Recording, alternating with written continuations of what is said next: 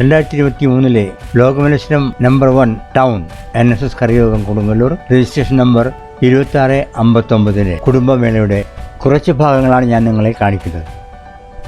ഞാൻ ഹരി തേജസ് കൊടുങ്ങല്ലൂർ. ആൾക്കാർ 12 വരും.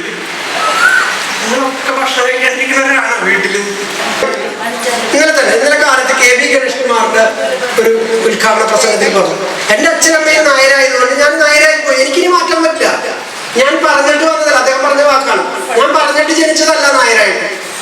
പക്ഷെ ഞാൻ ജനിച്ചത് സ്വർണ്ണഗോപുരം ഉണ്ടാക്കി വെച്ചാൽ അതൊക്കെ കാലം തട്ടിമറിച്ച് 58 പവൻ സ്വർണ്ണം എൻ്റെ കയ്യിലാണ്.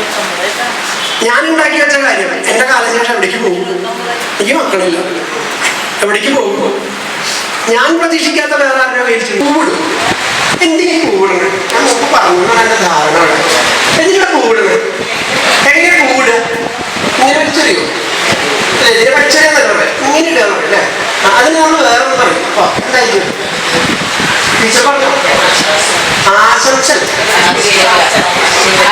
ആശീർവദിക്കുക, അനുഗ്രഹിക്കുക. അനുഗ്രഹം ഇങ്ങനെയാണ്. അത് ചെയ്യാനുള്ള സൂത്ര വഴിയാണ്. ഇങ്ങനെ ഇങ്ങനെ ആരും ഇടാറില്ല. ചിലവര് പുഷ്പവൃഷ്ടി ഇടങ്ങളാണ് കല്യാണം നടത്തുമ്പോ. കാരണം ഇവര് തമ്മിൽ അതിർത്തർക്കുണ്ട്, റിലേറ്റീവ്സാണ്, സ്റ്റേജിൽ കയറി നിൽക്കണം. അപ്പൊ ചോദിച്ചു, ഞാനിങ്ങനെ എല്ലാവർക്കും കൊണ്ടുകൊടുക്കണം. അപ്പൊ അതെന്തിനാണ് പുഷ്പവൃഷ്ടി ചെയ്യണ്ടേ? +2 200 മാർക്ക് വരും. മലയാളത്തിൽ 2 വർഷവും 100 വെച്ച് 200 മാർക്ക് നേടിയ പയ്യനുണ്ട്, റിലേറ്റീവാ. അവരോട് ഞാനൊരു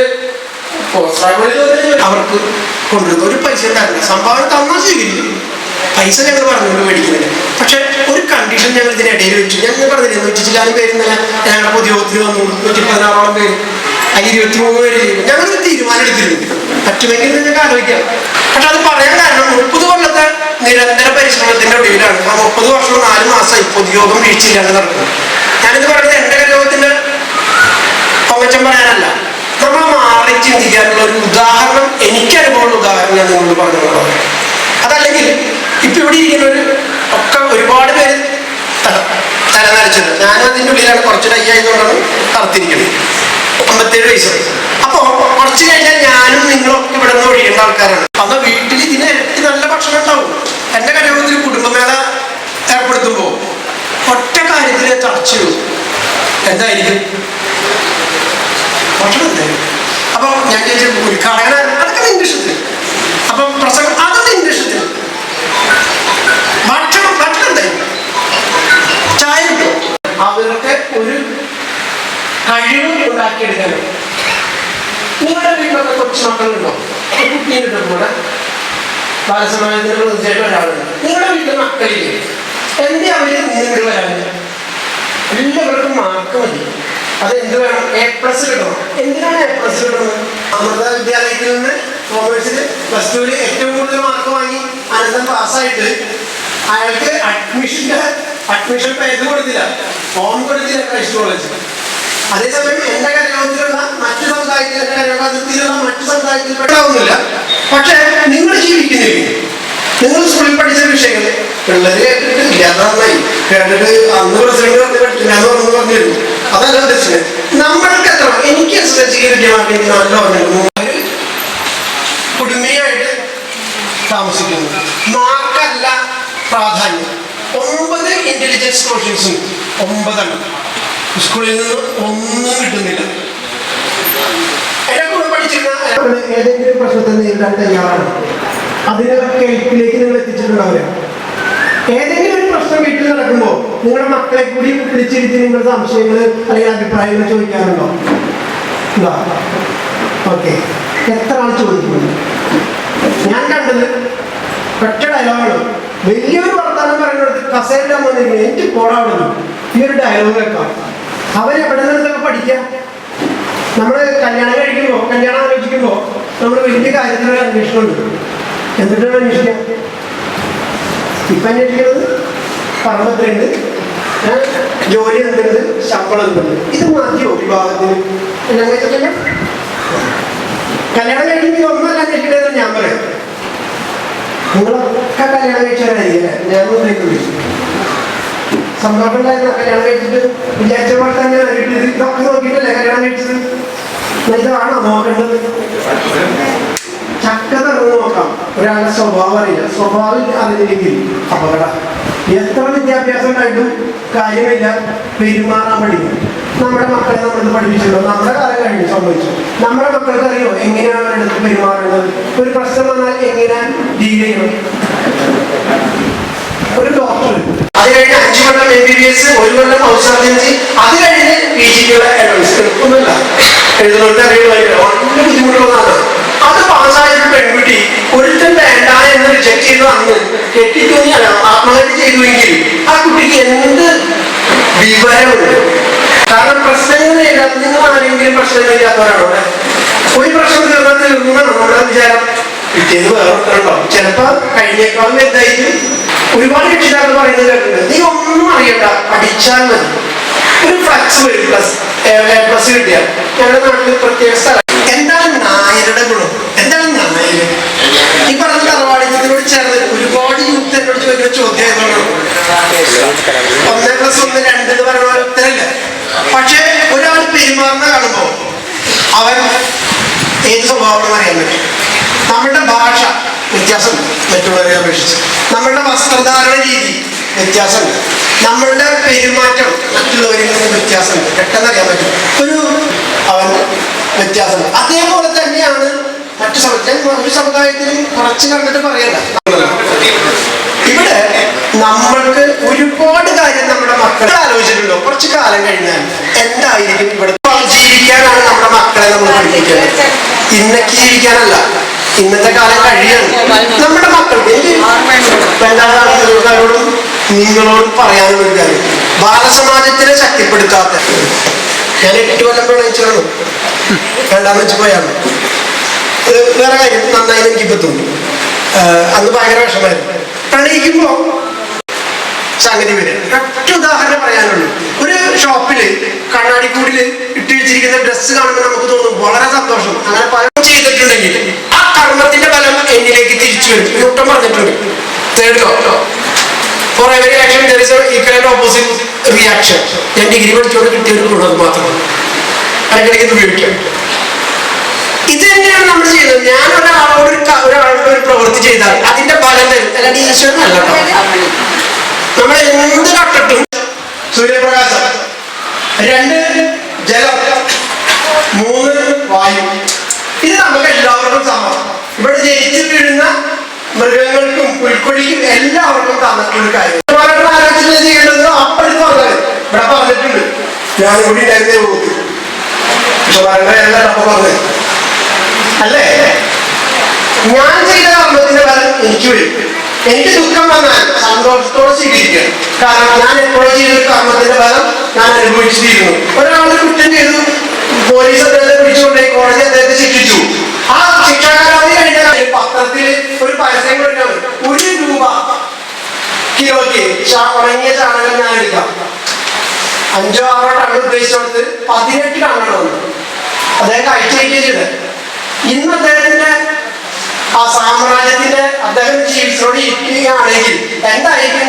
ഇന്ന് ലോകത്തെ ഏറ്റവും വലിയ പണക്കാരൻ അദ്ദേഹം ആയിരിക്കണം, അല്ലെ? ഇന്ത്യയിലെ ഏറ്റവും വലിയ പണക്കാരൻ അദ്ദേഹത്തിന്റെ മകനാണ്. ഇവിടെ പറയാൻ പറ്റാത്തോണ്ട് ഞാൻ പറയുകയുള്ളൂ. പൈസയാണ് വലുതെന്ന് വിചാരിച്ച് നടക്കുന്നത്. കുറച്ച് കഴിയുമ്പോ ആ പൈസ ഒന്നുമല്ല എന്നും അതിനേക്കാളും വലുത് എന്റെ ആരോഗ്യമാണെന്ന് നമ്മൾ തിരിച്ചറിയും. ഇപ്പൊ ഞാൻ തിരിച്ചറിഞ്ഞുകൊണ്ടിരിക്കുകയാണ്. ചിന്തിച്ചിട്ടില്ല ഒരു കാലത്തും എനിക്ക് ഇങ്ങനെ അസുഖം വരുന്നു. ഒരു അനുഭവം പറയട്ടെ, പേരൊന്നും പറയില്ല. ഒരു അമ്മ മരിക്കണം, ടീച്ചറായിരുന്നു. 2 കൊല്ലമായി ആ അമ്മയെ കുളിപ്പിച്ചത്. 2 കൊല്ലം. എന്റെ ആരോഗ്യമാണോ? കാലം കുറിച്ച് ടീച്ചറാണ് എനിക്ക് കാണുന്നുണ്ട്. മകൾ പറഞ്ഞ മറുപടി എന്ന് പറയും, ഒരാളുണ്ടായിരുന്നില്ല, ആരും പറയണ്ടോ ഇവര്.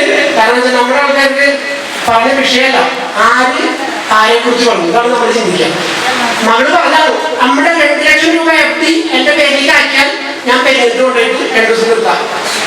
നമ്മുടെ വീടാണല്ലോ ആ പെൺകുട്ടി താമസിക്കുന്നത്. നമ്മൾക്ക് EWS സർട്ടിഫിക്കറ്റ് ഉണ്ടെങ്കിൽ അഡ്മിഷൻ കിട്ടും. എന്റെ അമ്മാവന്റെ മകൾക്ക് അവൾ പരീക്ഷ എഴുതി 90% മാർക്ക് കിട്ടി, അവൾ ഡിസ്ക്വാളിഫൈഡ്. അതേസമയം 84% മാർക്ക് കിട്ടിയ മുസ്ലിം കുട്ടി ഫുള്ളി ക്വാളിഫൈഡ്. നിങ്ങളൊന്ന് ആലോചിച്ച് നോക്കിയേ, പരീക്ഷയിൽ പാസ്സാവുന്നതിന് പോലും ജാതി എന്തായിരിക്കും അവസ്ഥ? സർക്കാർ നാഴിക്ക് നാക്കോട്ടെ, അത് കോൺഗ്രസ് ആയിക്കോട്ടെ, കമ്മ്യൂണിസ്റ്റ് ആയിക്കോട്ടെ, BJP ആയിക്കോട്ടെ, അവരൊക്കെ പറയും ജാതിയില്ല, മതമില്ല, മതമില്ലാത്തൊരു ജാതിയും മതത്തിനും അതീതമാണ് നമ്മൾ. ഒരു അപേക്ഷ സർക്കാരിന്റെ ജാതിയും മുന്നോക്കക്കാരിലേക്ക്, കാരണം 3% തല്ലുള്ളൂ, 10% തല്ലുള്ളൂ. പക്ഷെ ഈ 164 ജാതികളിൽ നിങ്ങളറിയാത്തൊരു അപകടമുണ്ട്. 7 വിഭാഗം ക്രിസ്ത്യാനികളാണ്. കത്തോലിക്ക്, സിറിയൻ കത്തോലിക്ക്, അങ്ങനെയുള്ള 7 വിഭാഗങ്ങളുണ്ട്. അവർ നമ്മളെ പോലെയല്ല. എല്ലാ ഞായറാഴ്ചയിലും പള്ളിയിൽ പ്രാർത്ഥനയുണ്ട്. നിങ്ങൾ തയ്യാറാണെങ്കിൽ ഞാൻ എൻ്റെ സ്വന്തം ചെലവിൽ വണ്ടി കൊണ്ടുതരാം.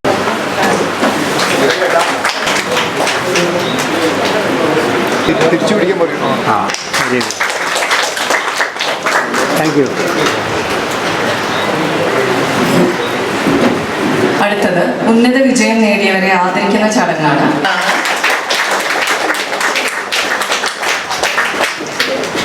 എൻ്റെ മകൻ്റെ ക്ലാസ്മേറ്റും കൂടിയാണ്. അപ്പം അതിലൊരു പ്രത്യേക സന്തോഷം. സ്കൂളിൽ അവർ ഒരുമിച്ചാണ് പഠിച്ചത്, ഒരേ ക്ലാസ്സിലായിരുന്നു.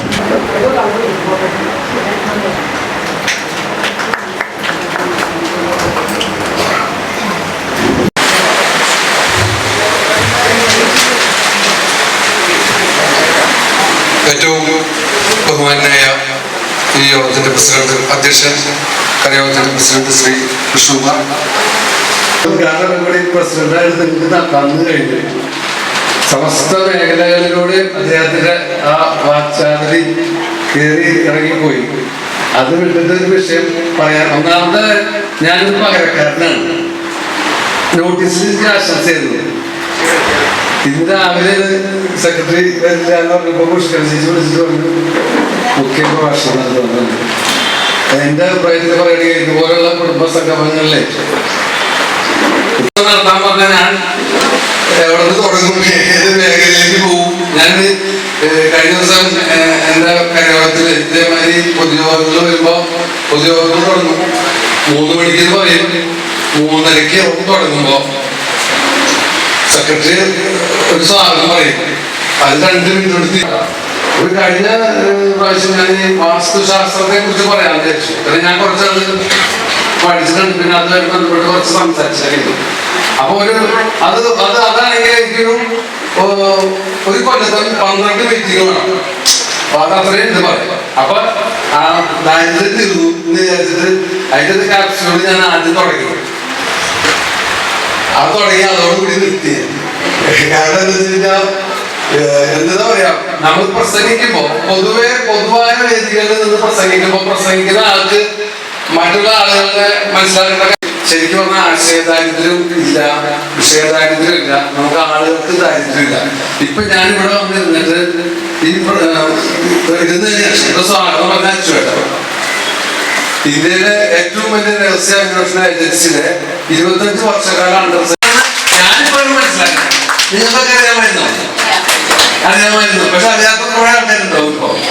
അതേപോലെ ഈ കഴിഞ്ഞ സമുദായത്തിൽ പക്ഷെ ഉണ്ടാവില്ല. അത് നമുക്ക് കിട്ടാവുന്ന ഏറ്റവും വലിയ നേട്ടമാണ്.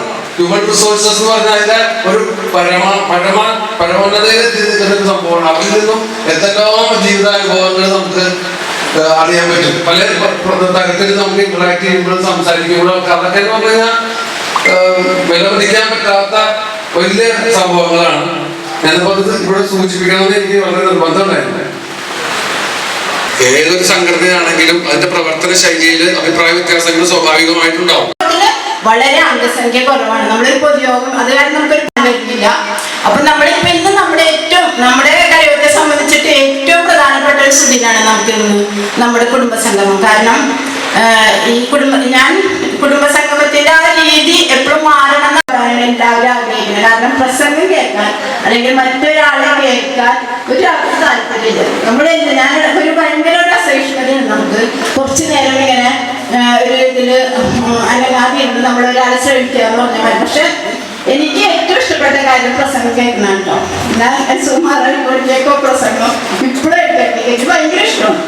അപ്പോ ഇവർക്ക് യൂണിയനെ സംബന്ധിച്ച് നമ്മുടെ കരയോഗത്തിലെ ആൾക്കാരോട് പറയാൻ കിട്ടുന്ന ഒരു അവസരമാണ് നമ്മുടെ കുടുംബസംഗമം അങ്ങനത്തെ വിശേഷങ്ങൾ. അപ്പോൾ അവർക്ക് പറയാനുള്ളത് കേട്ടാൽ മാത്രമേ നമുക്ക് നമ്മുടെ കരയോഗ പ്രവർത്തനങ്ങൾ എങ്ങനെ മുന്നോട്ട് പോകണം, എന്താണ് കരയോഗ പ്രവർത്തനം എന്നൊക്കെ നമുക്ക് മനസ്സിലാക്കാൻ പറ്റുള്ളൂ. കഴിഞ്ഞ കുറച്ച് ദിവസം മുമ്പ് നമ്മുടെ ഇവിടെ താലൂക്ക് സമ്മേളനം ഉണ്ടാവണമെങ്കിൽ നടത്തണമെങ്കിൽ അദ്ദേഹം നമ്മുടെ വന്ന് പങ്കെടുക്കും. അപ്പൊ നമ്മളോട് അതിനെ പറ്റിയൊക്കെ വിശദീകരിക്കും. അപ്പോൾ കുറേ കാര്യങ്ങൾ നമുക്ക് മനസ്സിലാക്കാൻ പറ്റി.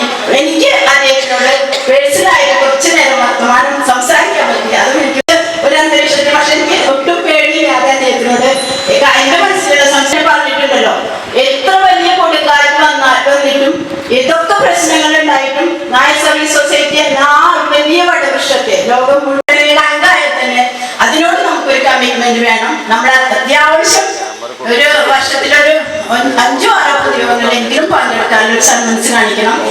നമ്മുടെ പ്രസിഡന്റ് നേരത്തെ പറഞ്ഞ എല്ലാം നമ്മൾ വീട്ടിലെത്തിക്കുന്നതാണ് പ്രശ്നം, ശരിയാണ്. അതിന് നമുക്ക് ഏറ്റവും കടപ്പെട്ടിരിക്കുന്നത് നമ്മുടെ നോർത്ത് കരയോഗത്തിലെ മണിക്കുട്ടൻ എന്ന ഒരു വ്യക്തിയാണ്. അദ്ദേഹം ഇവിടെ എത്തിയിട്ടുണ്ട്.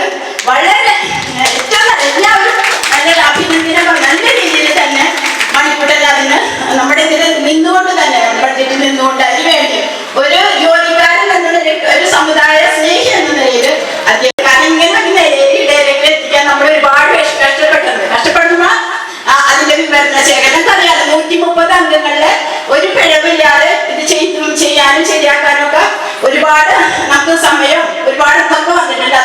അത് അവരൊക്കെ ഇവിടെ ഈ അവസരത്തിൽ നന്ദിപൂർവ്വം ഓർമ്മിക്കുകയാണ്.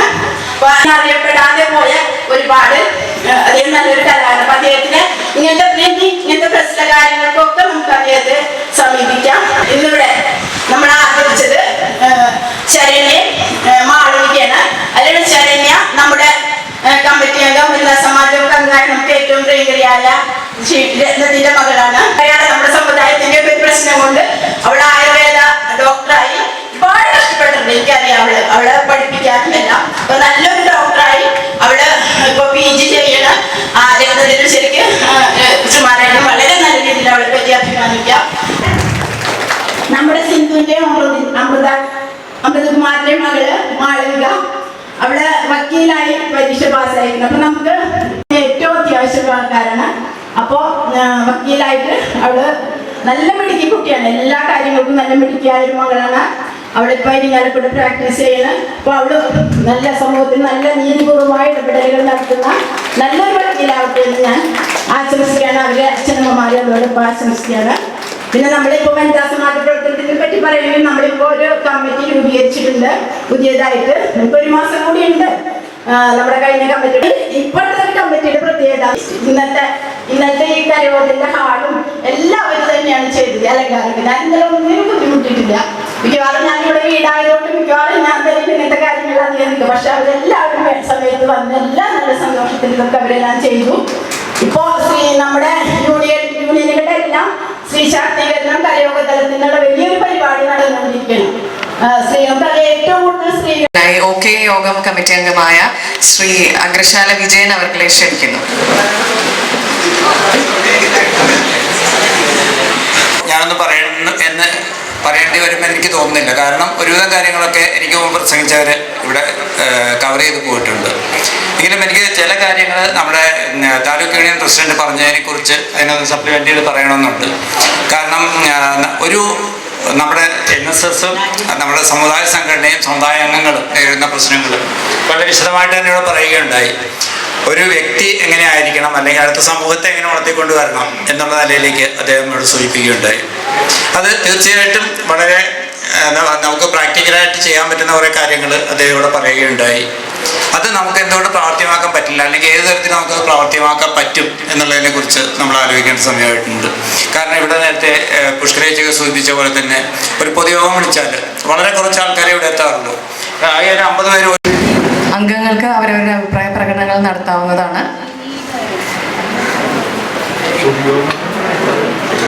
ഏർപ്പെടുത്തി വന്നിട്ടുണ്ട്. അത് വെച്ച് എനിക്ക് കിട്ടിയിട്ടുള്ള അറിവിനെ സംബന്ധിച്ച് ചില 2-3 പോയിന്റുകൾ നിങ്ങളുമായിട്ട് പങ്കുവയ്ക്കാൻ ഞാൻ ആഗ്രഹിക്കുന്നു. ഒന്നാമത് അദ്ദേഹം പറഞ്ഞത് സമദൂരത്തിൻ്റെ കാര്യത്തെപ്പറ്റി പറയുമ്പോൾ കുറച്ച് വർഷങ്ങൾക്ക് മുമ്പ് ഞാൻ ചീഫ് ജനറൽ സെക്രട്ടറി സുകുമാരൻ നായരായിട്ട് ഒരു വേദി പങ്കുവയ്ക്കുകയുണ്ടായി. OK യോഗത്തിൽ വെച്ചാണത്. അന്ന് പല കാര്യങ്ങളും ഞങ്ങൾ സംസാരിച്ച കൂട്ടത്തിൽ ഞാൻ നായർ സമുദായം ഈ സമദൂരം മുന്നോട്ട് കൊണ്ടുപോകുന്നതിനെ പറ്റി സംസാരിക്കേണ്ടായി. ഇപ്പം ഈ നിലയിൽ നമ്മൾ മുന്നോട്ട് പോയാൽ നായർ സമുദായത്തിന് യാതൊരു വക നിലപാടും രാഷ്ട്രീയത്തിൽ പ്രത്യേകിച്ച് ഭരണസമിതിയിൽ എടുക്കാൻ സാധിക്കാത്ത ഒരു പരിസ്ഥിതിക്കാണ് നമ്മൾ നീങ്ങിക്കൊണ്ടിരിക്കുന്നത്. ഇതിന് ഏതെങ്കിലും വിധത്തിലായ ഒരു ചേഞ്ച് നമുക്ക് ആവശ്യമല്ലേ എന്ന് ഞാൻ അദ്ദേഹത്തിനോട് ചോദിക്കേണ്ടായി. അമ്പലവും മനുഷ്യനും ദൈവങ്ങളുമായിട്ടുള്ള എങ്ങനെയാണ് കൂട്ടി യോജിക്കുന്നതെന്ന്, എങ്ങനെയാണ് അത് വളർത്തിയെടുക്കേണ്ടതെന്ന് അദ്ദേഹത്തിൻ്റെ സംസാരിക്കേണ്ടായി. നമ്മൾ ഏതൊരു ക്ഷേത്രത്തിൽ പോകുമ്പോഴും അവിടെ ഒരു പൂജാരി ഉണ്ടാവും. ഈ പൂജാരി എന്താണ് ആദ്യം ചെയ്യുന്നതെന്ന് നിങ്ങൾ ആരെങ്കിലും എപ്പോഴെങ്കിലും ശ്രദ്ധിച്ചിട്ടുണ്ടോ? നമ്മുടെ കൊടുങ്ങല്ലൂർ ഭഗവതിയുടെ മുമ്പിൽ വെച്ച മുതൽ അടക്കം ആദ്യം അദ്ദേഹം കുളിച്ചു വന്ന് ഇതായിട്ട് നിന്ന് കഴിഞ്ഞാൽ സ്വയം ആവാഹിച്ച് ആ വിഗ്രഹത്തിൽ ചാർത്തിയതിന് ശേഷമാണ് മറ്റു പൂജകളെല്ലാം തുടങ്ങുന്നത്. എല്ലാ അമ്പലത്തിലും എല്ലാ സ്ഥലങ്ങളിലും ഇത് തന്നെയാണ് സംഭവിച്ചുകൊണ്ടിരിക്കുന്നത്. എന്താണ് ഇതിൻ്റെ ഉദ്ദേശം? എന്താണെന്ന് വെച്ചാൽ ഞാൻ തന്നെയാണ് ദൈവം എന്ന് പറയുന്നത്. ആ എൻ്റെ ശക്തി പകർന്ന് ഞാൻ ആ കരിങ്കല്ലിലേക്ക് വെക്കുമ്പോൾ അതും ആ വിഗ്രഹവും ശക്തിയുള്ള ദേവിയായി മാറുന്നു. ഈ ഉദ്ദേശം വെച്ചാണത്. അതുകൊണ്ടാണ് ആ പ്രത്യേകിച്ച് നമ്മൾ തൊഴാൻ പോകുമ്പോൾ ആ വിഗ്രഹത്തിന് മുമ്പിൽ നമുക്ക് കൈകൂപ്പി തൊഴുമ്പോൾ നമുക്ക് കിട്ടുന്നതായ ഒരു ആവേശം, ആ ആവേശം അത് ആ സങ്കല്പത്തിൽ നിന്ന് കിട്ടുന്നതാണ്.